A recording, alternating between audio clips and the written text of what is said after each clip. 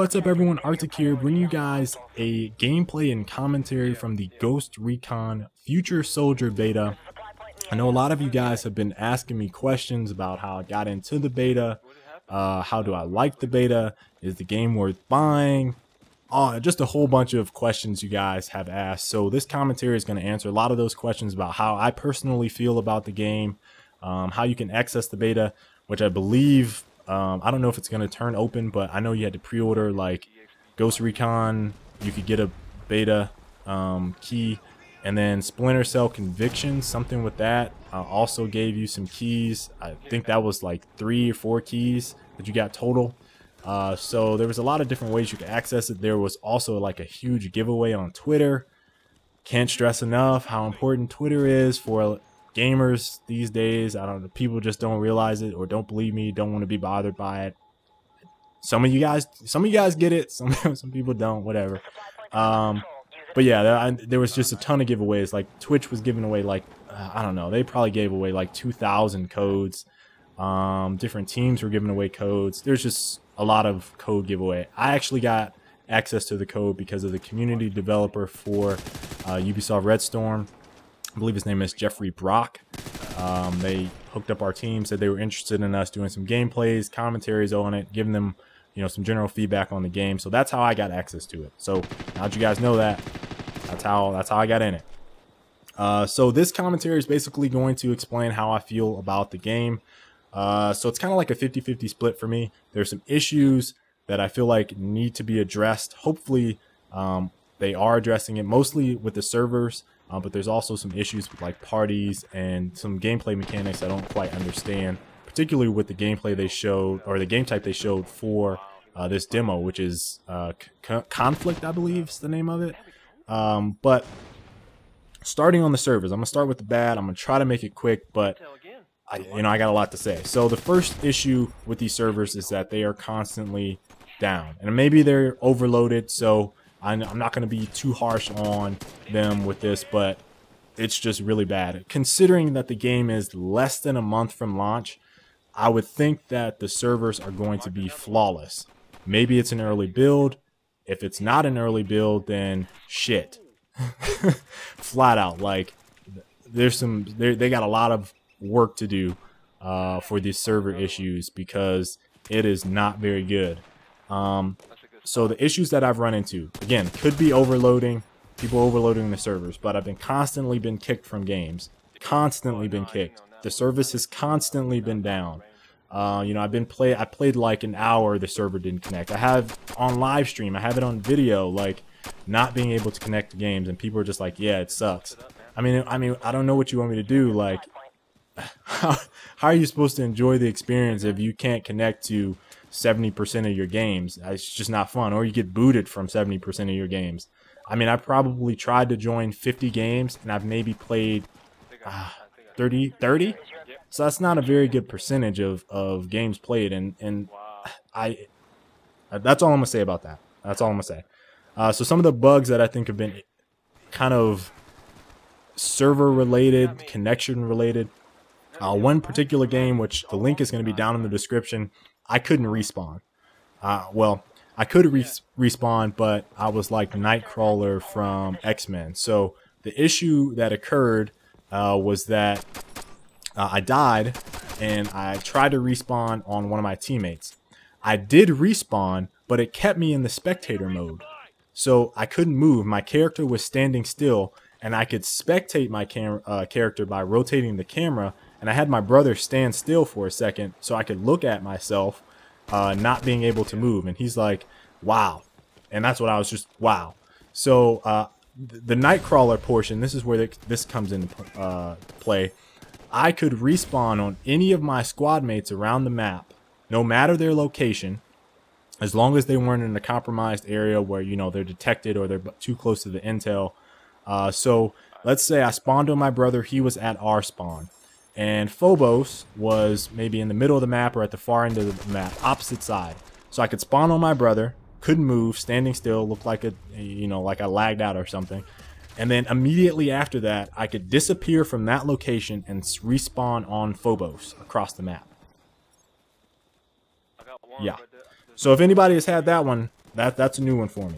You also get issues where like the server times out and it's like infinite games.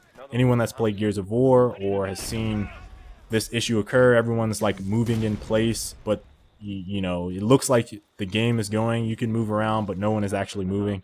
Yeah, I had that happen maybe like my second or third game. I've seen it kind of happen a few times now. Parties not connecting to each other, that's another major issue. Like if I play with four guys, I would expect to be able to connect and play with them. That does not always happen. Sometimes it splits your party. Sometimes you join and it kicks 2 people. Sometimes you join and it kicks 1 person. Sometimes you all join and it looks like you're about to get into the game, and then right when the game launches, everyone is kicked. Maybe again, that's server issues. I don't know. The other issue with parties is that sometimes it randomly separates you guys. And this has happened to me multiple times. Usually when I have a party of 3 or 4, the really glaring issue is you can't switch your alpha or bravo in this beta. So, you know, if Phobos is in alpha and I'm in bravo, it won't let me switch to alpha. Okay, so that's not something I would have expected to occur. And then the fact that it splits you without, you know, giving you the option is kind of messed up. But obviously they probably have to do that in terms of, or in case the teams become kind of unbalanced, like you have 5 on your team, the other guys have 5, so it can't really do a 4 and 1, so it does a 3-2 split. I think that's what occurs there, but I don't like it.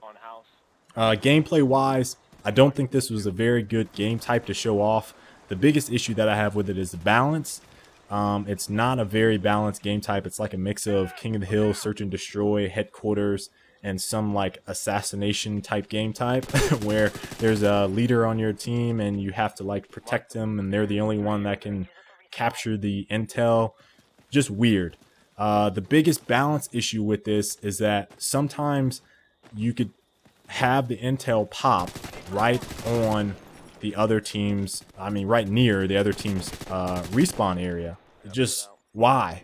Why would you do that? Why wouldn't you choose a neutral location at the beginning? That doesn't make sense. Again, balance issues. Now, in terms of good, I'm going to try to, again, go through this fast. I like the cover-to-cover system.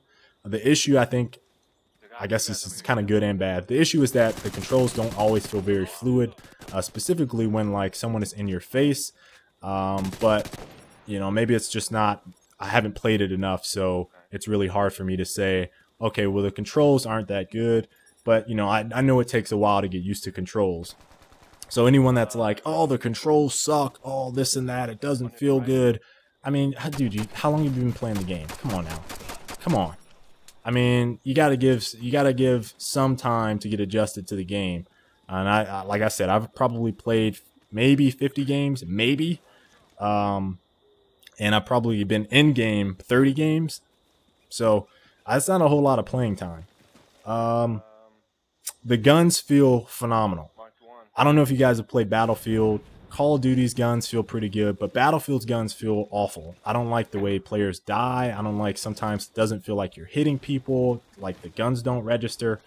And this game, if you get into a bad server, that's also an issue there. I tried to hold X to I was just all over this guy, all over him. He just randomly turns around and slits my throat. What? I was pretty pissed off right there. But yeah, the guns feel phenomenal. So I mean, I really like the ability to you know, customize them to my liking. I'm more of a control guy. I like being super accurate, and I like maneuverability. I'm typically pretty aggressive. It's just my playing style. So having a lot of control with some good maneuverability is really important to me, and I can do that. Which then brings me to my next, probably the best thing this game has going for it, is the weapon customization. It's just very, very robust. Very interested to see what happens with this in terms of weapon customization. I think there's a lot of people are going to enjoy that aspect of this game, and maybe it's because they changed the layout to make it all like 3D, Minority Report style, whatever. But it looks good, it feels good, and I like that you can make it very personal. You know, if you like to be a power or have power weapons or maneuverability, control, range, you can do all that. All in all, I think this is kind of like a 50-50 toss-up. I think I'm probably going to get the game just to see if they fix some of the issues, because if they fix some of the issues, they have some good game types, it's going to be pretty good. But, you know, I don't know. Probably like a 6 or 7 out of 10 right now for the beta. Fix those damn servers, Ubisoft, and you guys got something good. This gameplay went 26-5, and until the next time, guys, I will catch you later. Peace.